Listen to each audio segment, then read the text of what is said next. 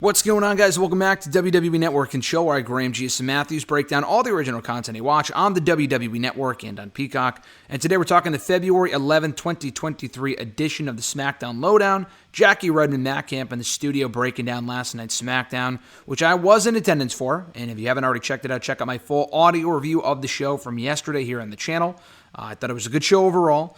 So here for the SmackDown LowDown, they started off by replaying the Sami Zayn, Paul Heyman segment that started SmackDown on Friday. Very good stuff there. Backstage, Megan Moran catches up with Sami Zayn. I have no idea where Kayla Braxton is, by the way. She is not. Maybe she's backstage doing interviews on SmackDown itself. I don't remember. I know for a fact she has not been here on the SmackDown LowDown in a while. So anyway, Megan Moran talks to Sami Zayn about what his goal was in confronting and interrupting Paul Heyman on SmackDown. Sami says he simply wanted to send a message that he has a chance to take down Roman Reigns at Elimination Chamber, and he understands that Roman's in God mode right now. No one knows that more than him, having been aligned with Roman for the last year now. But he wants to send a message that Sami Zayn is here and the bloodline can be beaten. From there, they recap the tag team title match that saw the Usos reunited and retain the SmackDown tag team titles against Braun Strowman and Ricochet. They preview Roman Reigns and Sami Zayn for the undisputed WWE Universal Championship for Elimination Chamber.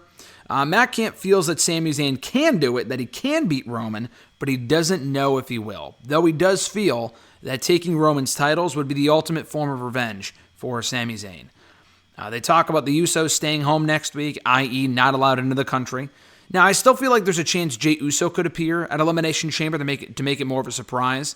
I'm hoping so. I know Jimmy Uso definitely cannot appear. He will not be on SmackDown next week, nor the pay-per-view, due to the fact that they're in Canada and due to his DUI history that he just can't do that. Not that Jey Uso is completely clean, but I think he's past the 5-year mark, so there's a chance. Who knows? Anyway, Roman Reigns, or rather Matt Camp agrees with Jackie in that Roman feels at his most vulnerable right now.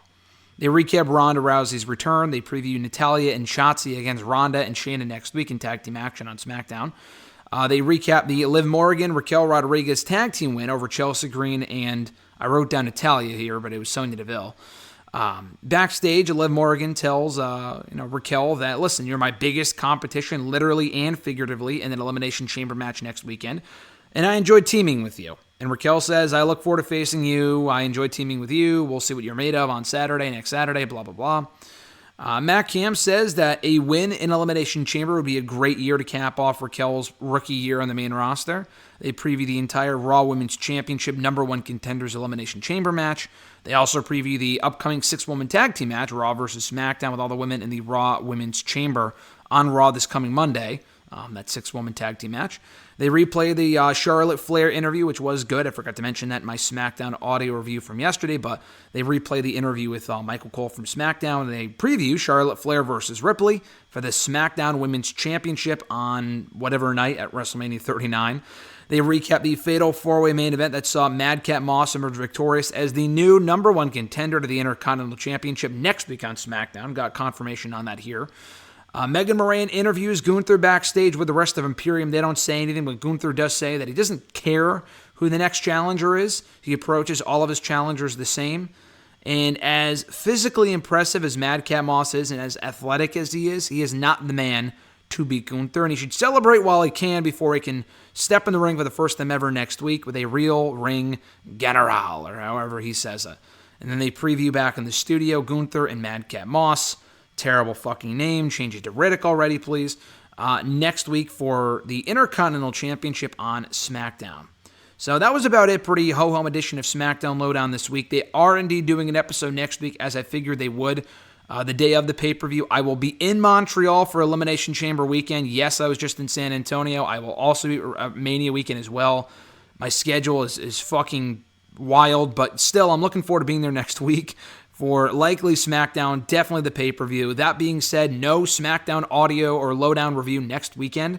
There will be a review, it just won't be next weekend. I'll be busy all of next weekend. I'll be heading home on Sunday, so the review won't be up until probably Monday or Tuesday, so keep an eye out for that. Have an awesome one, guys. I'm Graham G. Matthews, and I'll catch your ass down the road.